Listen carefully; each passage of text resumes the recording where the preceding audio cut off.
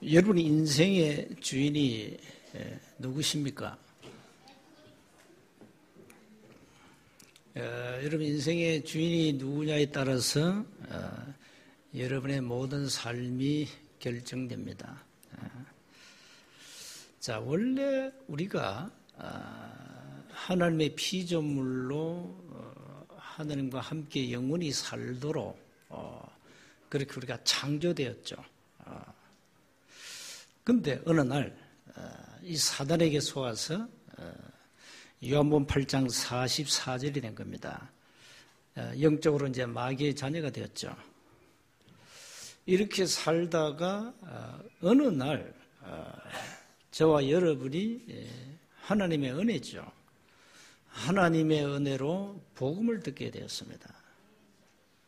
복음을 들었다는 것은 우리 개인 각자의 문제를 발견한 겁니다. 도대체 인간의 문제가 뭐냐? 왜 성공하고 무너지느냐? 왜 많은 사람들은 정신 문제, 멘탈의 문제를 가지고 삶이 안 되느냐?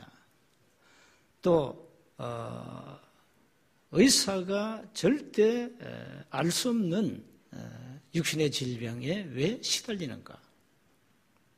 왜 무당은 구슬을 하고 점쟁이는 점을 봐주는가? 왜 고사를 지내고 제사를 지내는가? 왜 후손은 끊임없이 망하는가? 이걸 우리가 이제 발견한 겁니다. 은혜죠. 한 번도 일반 학문에서 배운 적이 없잖아요. 누구한테 자세히 들은 적이 없잖아요. 그런데 거기에 대한 정확한 문제를 우리가 알게 되었고, 우리 자신의 문제를 알게 되었고, 물론 개인과 가정, 가문, 이 시대의 문제를 알게 되었죠. 그러면서 그러면 문제만 있고 답은 없냐? 답을 알게 되었어요. 그 문제를 해결하는 답을 알게 됐다니까. 그래서 신자들이 자꾸 교회 오라 하고 예수 믿으라 하구나. 그래서 예수 믿으면 천국 가고 예수 안 믿으면 지옥 가구나. 이제 깨닫게 된 거죠. 이 문제를 푸는 정확한 답이 창세기 3장 15절에 이미 구약에 예언됐죠. 오실 메시아, 여자의 후손.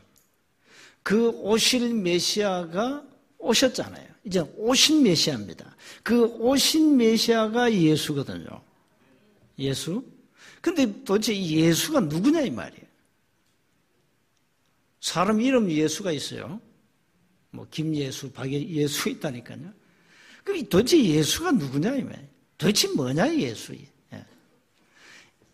이 예수가 바로 창세기 3장 15절 오실 메시아 여자의 후손 그리스도입니다.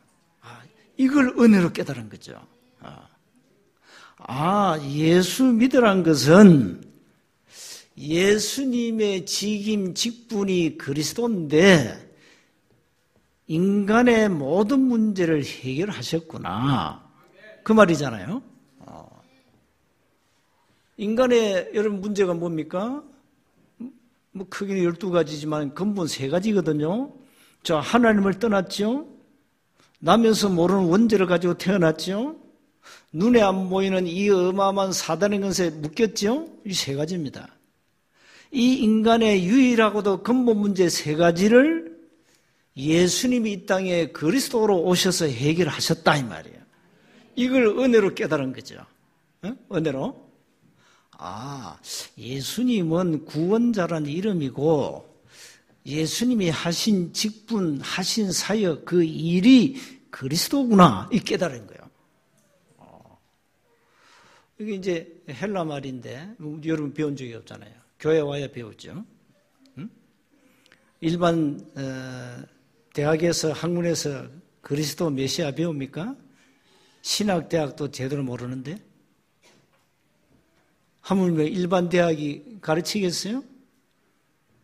메시아는 히브리 말인데 이 헬라 말 그리스도가 우리의 모든 문제를 해결한 거구나. 그래서 예수 믿으라 하구나. 예수 믿는 순간에 여러분이 과거 묻지 않습니다. 그동안 죄를 얼마 지어서 묻지 않습니다. 여러분의 과거를 묻지 않고 모든 죄를 믿는 순간에 사해 줍니다. 이게 은혜예요. 은혜입니다. 여러분이 예수님을 그리스도로 고백하고 마음에 영접한 순간에 그동안의 과거, 현재, 미래 지을 죄까지 끝입니다. 그래서 로마서 8장 2절에 생명의 성령의 법이 우리를 죄와 사망의 법에서 너를 해방했다. 그 말입니다. 더 쉽게 말하면요. 저와 여러분 나면서 사주팔중명에 묶였어요. 그 운명대로 살아야 돼요. 불신자 점 보러 가면은 당장 점괘가 나와요. 그걸 가지고 무당 점쟁이들이 장난을 치는 겁니다, 이제. 근데 믿는 순간에 모든 죄와 저주, 사주, 팔자, 운명에서 영원히 해방이에요. 놀랍지 않습니까? 믿는 순간 아무 공로 없어. 그냥 믿었는데. 근데 그 믿음을 하나님이 주셔야 된다 이 말이죠. 그 믿음도 하나님의 은혜예요. 하나님이 은혜를 안 주시면 절대 예수가 그리스도라는 사실이 믿어지지 않습니다. 절대 안 믿어집니다. 절대 안 믿어집니다. 근데 은혜로 예수님이 그리스도시구나 믿어진 거예요. 그걸 우리가 신앙 고백한 거죠. 그 이제 신앙 고백이 영접입니다. 영접 기도하니까 그 순간에 하나님은 우리를 자녀로 신분을 바꿔버리잖아요. 놀랍지 않습니까? 은혜예요.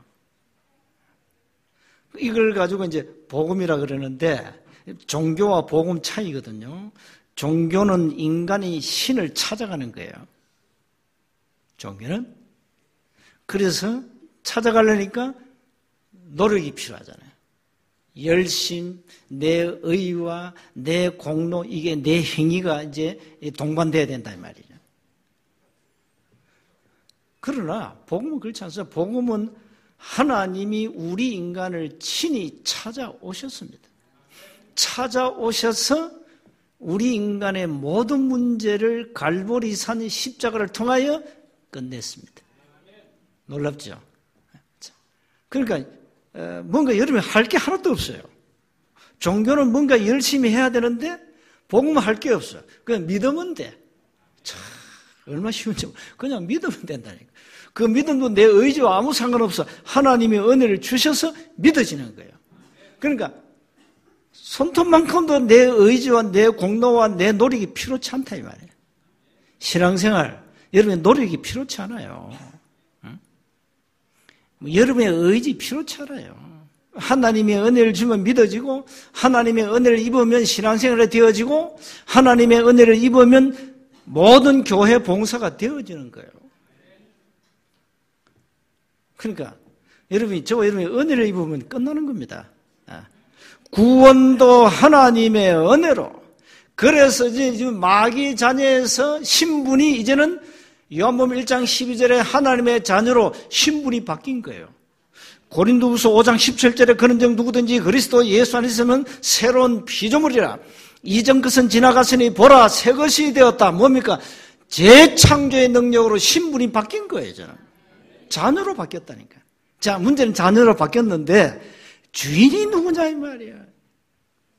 요게 이제 문제입니다. 주인이 누구냐? 당연히 주인은 그리스도가 되어야 되는데 당연하죠. 당연히. 그런데 주인이 내가 되어 있다니까. 주인이 나야 아직까지. 그러니까 주인이 나란 말은 내 마음대로 하는 거예요. 뭐 성령의 역사, 성령님도 그거 필요 없어. 말씀 그거 필요 없어. 나 내 마음대로 사는 거야. 내 의지대로, 내 뜻대로, 내 생각대로, 내 감동대로, 내 기분대로, 내 배운 학문과 지식대로, 내 경험대로, 내 체험대로 나는 살 거야 이 말이야. 여긴 인생 주인이 자기예요. 그러니까 안 되는 거예요. 그러니까 안 되는 거라니까. 그러니까 여러분 안에 계시는 하나님은 성령께서 기분이 안 좋아. 응? 성령이 슬퍼. 성령께서 막 탄식해. 주인 바꾸면 여러분에게 요한복음 14장 27절 응답이 옵니다. 평안이 옵니다.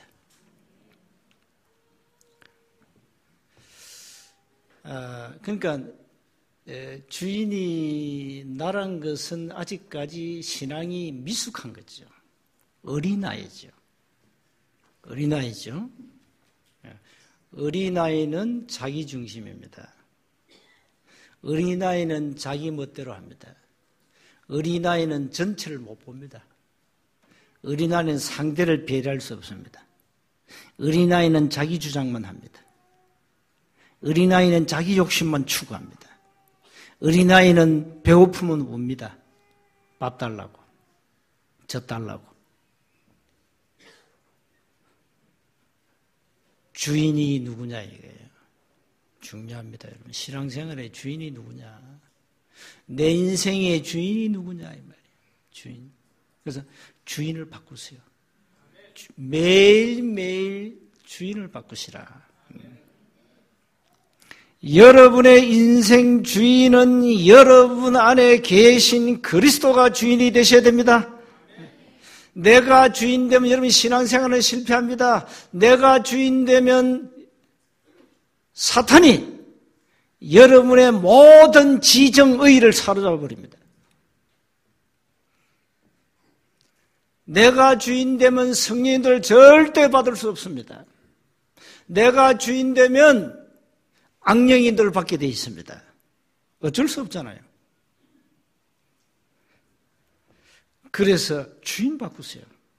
요한복음 2장 1절 11절에 가나안 혼인잔치에 예수님이 손님으로 가가지고 물을 포도주로 바꿨습니다. 언제 그랬습니까? 주인 될 때, 그 집의 주인이 되었어요. 예수님이. 그때 기적이 일어나 버렸어요. 그래서 늘 여러분 갈라디아서 2장 20절을 늘 묵상하시고, 우리가 은혜로 구원받았잖아요. 내 것은 아무것도 가치 없습니다. 나란 존재는 원래 본질이 창세기 3장입니다. 나란 존재는 원래 본질이 창세기 3장이에요. 불신앙이란 어마어마한 뿌리 깊어요. 이 뿌리 속에서 내가 있었다는 뿌리. 그 뿌리를 뽑아내라. 불신앙의 뿌리를 뽑아내라. 주인 바꾸시라. 신앙생활 왜 잘 안 되죠? 주인을 안 바꿔요. 주인. 자, 이제 내일이면 추석이잖아요. 추석 명절의 주인이 누굽니까? 여러분 조상 아닙니까? 그렇죠? 여러분 조상이 주인이요. 그래서 조상 섬기잖아요. 제사가 뭐며 우상 숭배가 뭔지는 오후 예배 때 정리하겠습니다. 그 주인이 조상이라. 여러분의 조상이 주인이요. 그 주인에게 절하는 거요. 틀린 거잖아요.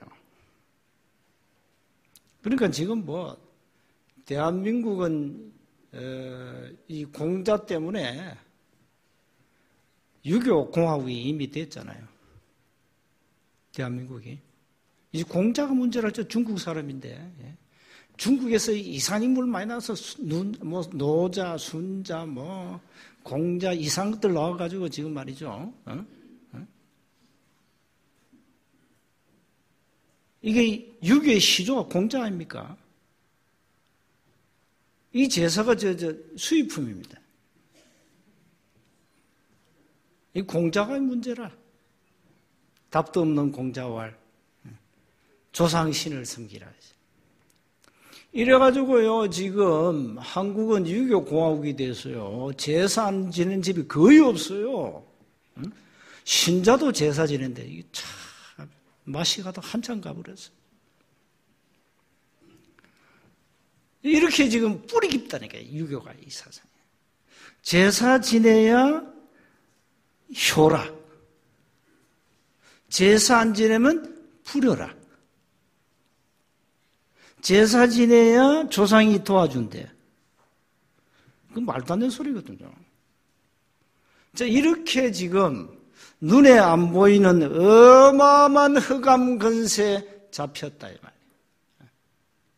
말이에요. 이걸 해결해야 되잖아요. 우리의 과제입니다. 유교공화국을 복음공화국으로 바꾸라 말이에요. 문화를 바꿔버려야 돼요. 이게 누구 책임이냐? 교회 책임이에요. 교회 책임. 자, 오늘 읽은 본문은 바울이 감옥에서 지금 빌립보 교회 성도들에게 보낸 편지입니다. 그래서 오늘 한 주간은 여러분 계속 절대 제자라는 단어를 붙잡고 기도하셔야 됩니다. 여러분은 이미 자녀로 구원받았기 때문에 앞으로 어떤 문제가 와도 문제는 축복의 발판임을 꼭 기억하시기 바랍니다.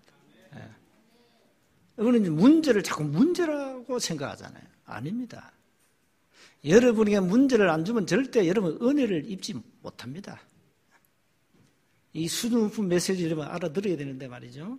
꼭 문제 와야 주여 하고 문제 와야 뭐 기도하잖아요. 그 은혜 아닙니까?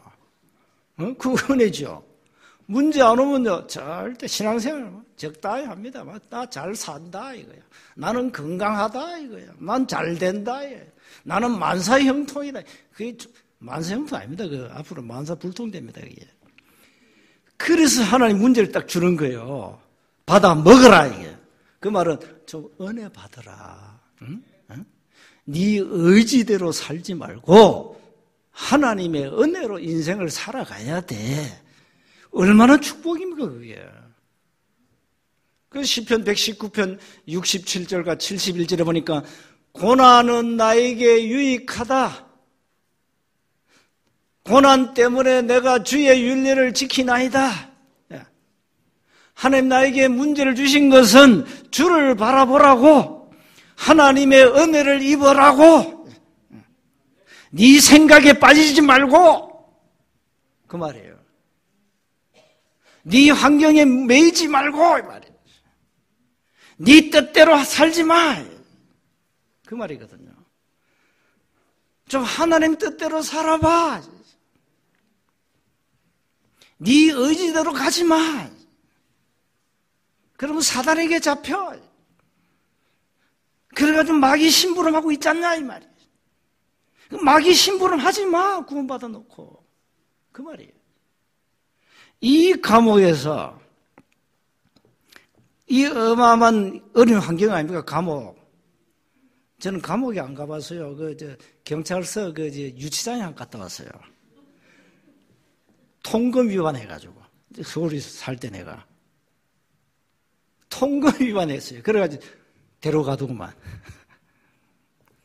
옛날에 그래도 지금 그거 없어요. 옛날에 유치장에 3일 있었는데 깝깝하더라고요. 감옥에. 이 감옥은 보통 감옥이 아니에요. 이게 이 감옥에서 바울은 최고의 기회를 누리는 시간표였어요. 그래서 복음 가진 자는 어떤 환경이 와도 괜찮습니다. 환경을 즐기라. 문제를 좀 즐겨봐. 문제 속에 하나님의 음성 좀 들어봐. 문제 속에 나를 향한 메시지를 한번 찾아봐. 그 문제를 가지고 말씀 앞에 나아가봐. 그 문제를 가지고 깊은 기도 속으로 한번 들어가봐. 그 말이에요. 이게 얼마나 축복입니까? 자, 그래서 세 가지 기억하시면 됩니다. 하나님이 세우신 교회입니다. 교회는 하나님이 세우셨거든요. 교회는 구원받은 성도 한 사람 한 사람이 교회예요. 그 교회가 모인 공동체가 이 교회당이에요. 예. 그 얼마나 중요합니까? 바울은 뭘 합니까? 2절에 우리 아버지와 주 예수 그리스도로부터 은혜와 평강이 너희에게 있을지어다. 교회는 그리스도 안에 평안, 평강과 은혜가 있는 곳이다. 5절에 보니까요, 너희가 첫날부터 이제까지 복음을 위한 일에 참여하고 있기 때문이라. 교회는 복음을 위한 일을 합니다. 복음 일을 한단 말이에요, 교회는. 교회는 다른 곳이 아닙니다. 일반 학문 배우려고 교회 오시면 안 됩니다. 교회 와가지고 뭐 세상 학문 지식 배우고 뭐 윤리, 철학, 도덕, 그거 가르치는 곳이 교회가 아닙니다. 착각하면 안 됩니다. 교회를 잘 이해하셔야 되겠습니다. 두 번째입니다. 복음 안에서 사람을 보는 눈입니다. 모든 사람에게는 하나님의 계획이 있어요. 사도행전 18장 1절 4절. 구원받은 한 사람 한 사람에게는 하나님의 계획이 있다니까요. 그 사람을 그냥 보면 안 돼요. 그래서 복음 안에서 모든 사람을 우리가 이해하고 수용하고 이렇게 해줘야 돼요. 그리고 어떤 기도를 해야 되는 거 하니까 1절, 9절을 보세요. 자, 6절 보세요. 너희 안에서 착한 일을 시작하신 이가 그리스도 예수의 날까지 이루실 줄을 우리는 확신한다. 자, 여러분, 응답은 오고 있고 여러분 신앙생활이 되어지고 있습니다. 낙심하지 마시고요. 응답이 오게 되어 있어요. 7절에 보니까 내가 너희 무리를 위하여 이와 같이 생각하는 것이 마땅하니 이는 너희가 내 마음에 있음이며. 구원받은 성도 한 사람 한 사람이 저와 여러분 마음 속에 있어야 돼요. 내 마음에 있음이며 나의 매임, 이 감옥 아닙니까? 복음을 변명함과 확정함에 너희가 다 나와 함께 은혜에 참여한 자가 됨이라. 그렇죠. 그러면서 8절에 내가 그리스도 예수의 심장으로 너희 무리를 얼마나 사모하는지 하나님이 내 정인이시라. 바울은 하나님 앞에서 담당히 말합니다. 내가 빌립보 성도들을 주님의 심장으로 사모한다. 너희를 사모하고 사랑한다. 너희를 존귀하게 여긴다. 이렇게 고백합니다. 그렇습니다. 우리는 사람을 존귀하게 여겨야 됩니다. 9절에 보니까 내가 기도하노라. 너희 사랑을 지식과 모든 총명으로 점점 더 풍성하게 하사. 10절에요. 너희로 지극히 선한 것을 분별하며 또 진실하여 허물 없이 그리스도의 날까지 이르고 예수 그리스도로 말미암아 의의 열매가 가득하여 하나님의 영광과 찬송이 되기를 원한다. 지극히 선한 것을 분별해라. 이걸 우리가 기도해야 됩니다. 그리고 세 번째는 복음 안에서 이제는 현장을 제대로 보셔야 됩니다. 바울은 지금 감옥이라는 현장을 봤어요. 형제들 12절입니다. 내가 당한 일에 도리어 지금 감옥이에요. 내가 당한 일 도리어 복음 전파에 진전이 된 줄을 너희가 알기를 원한다. 이러면 나의 매임이 그리스도 안에서 모든 시대안과 감옥을 말하죠. 그 밖에 모든 사람에게 나타났으니 감옥이란 현장에서 하나님의 엄청난 증거들이 나타났다 이 말. 그런데 형제 중 다수가 나의 매임으로 말미암아 주 안에서 신뢰함으로 급없이 하나님의 말씀을 더욱 담대히 전하게 되었느니라. 어떤 이들은 투기와 분쟁으로, 어떤 이들은 착한 뜻으로 그리스도를 전파하니 이들은 내가 복음을 변정하기 위하여 세우심을 받은 줄을 알고 사랑으로 하나. 그들은 나의 매임과 괴로움을 더하게 할 줄로 생각하여 순수하지 못하게 다툼으로 그리스도를 전파한다. 괜찮아요. 뭘 한 줄 압니까? 그래도 괜찮다. 왜? 그러면 무엇이냐? 거칠을 하나 참으로 하나 무슨 방도로 하든지 전파되는 것은 그리스도니 복음이니 이로써 나는 기뻐하고 또한 기뻐하리라. 나 때문에 복음 전거되는 것을 기뻐한다 이 말이잖아요. 그러면서 20절에 뭐라는 줄 압니까? 나의 간절한 기대와 소망을 따라 아무 일에든지 부끄러워하지 아니하고 지금도 전과 같이 온전히 담대하여 살든지 죽든지 내 몸에서 그리스도가 존귀하게 되게 하려 하나니 이는 내게 사는 것이 그리스도니 죽는 것도 유익하다. 걱정하지 마라. 내 감옥에서 죽는 것도 유익하다.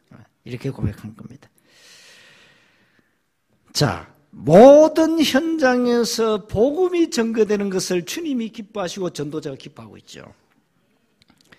그래서 전도는 다른 게 아닙니다. 여러분 어떤 현장이 있든지 사람은 다 문제가 있어요.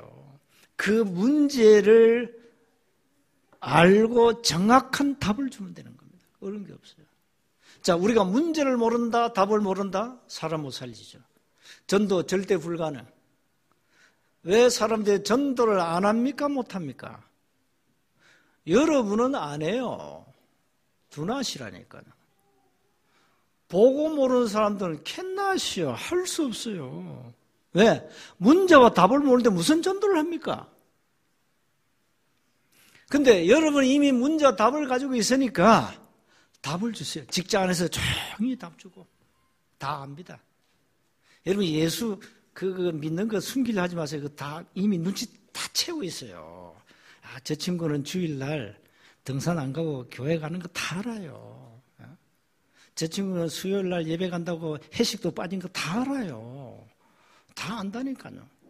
그러니까 알기 때문에 그 사람들이 문제가 오면 여러분에게 와요. 그 답 주세요. 어려운 게 없어요.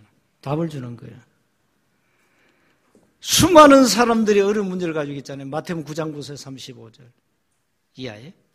그러니까 나 같은 경우는 좀 특이한 거죠. 하도 허무가 밀려오고 살 맛이 안 나니까 그래도 교회를 가봐야 되겠다. 이렇게 교회 간 거 아닙니까? 응? 나 같은 인간이 현장이 많다니까요. 응? 나 같은 인간만 찾으면 쉬워요. 답 주면 되거든. 응? 그러니까 하나님 완벽하게 나를 창세기 사도행전 13장 48절 딱 준비해 놓은 거죠. 영생을 주시기로 작정된 자는 다 믿더라. 그렇습니다. 그냥 믿어줘요. 이게 은혜예요. 나 같은 사람 현장에 많다니까요. 자, 그래서 문제를 알고 답을 알면 전도는 되어집니다. 그 전도는 되어지지 하는 게 아닙니다. 전도의 주체는 성령 하나님입니다. 하는 게 아니라니까 되어지는 거예요. 우리는 뭘 하지요. 그래서 신앙생활도 하고 뭐든지 다 하거든. 여러 가지로 나중에는 폭삭 무너지는 거예요. 지쳐가지고. 안 되니까. 부담되고. 그러니 되어지도록 만들어. 되어지도록요. 결론입니다. 어떤 환경 속에서도 빌립보서 1장 6절을 붙잡으세요. 그리고 여러분 신앙생활 좌우 분별을 해야 되기 때문에 10절을 꼭 붙잡고 기도하세요. 지극히 선한 것을 분별해라.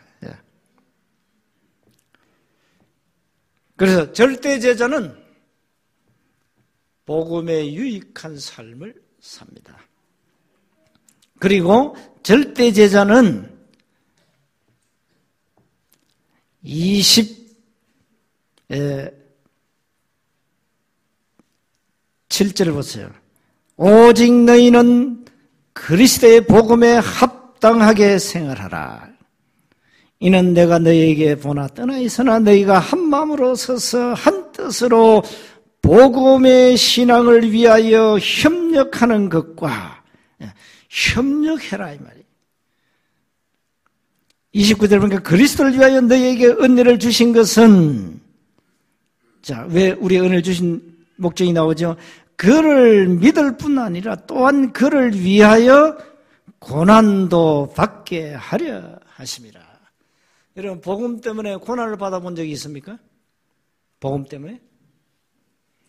여러분, 이제 가정에 그 불신 가족들이 여러분 이제 추석 명절 되면 이제 핍박을 좀 할 텐데요. 그 여러분 복음이 있다는 증거예요. 그런 고난도 받아라. 괜찮아.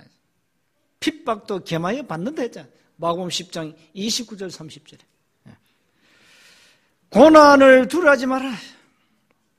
이유, 이미 그리스도는 끝냈다. 모든 문제를 끝냈다. 갈보리 산에서 이미 모든 문제는 끝났어요. 그래서 여러분이 문제가 많고 적고 그게 문제 아닙니다. 나는 문제가 너무 많습니다. 그건 대개 사정이고 이미 문제는 끝났어요. 그래서 그 문제를 좀 누리고 그 문제를 가지고 질문하고 하나님 앞에 문제 속에 하나님의 메시지를 좀 잘 찾고 그 문제를 축복의 발판으로 삼고 응답받으셔야 됩니다. 절대 이제 눈 가지고 한 주간 승리하시고요.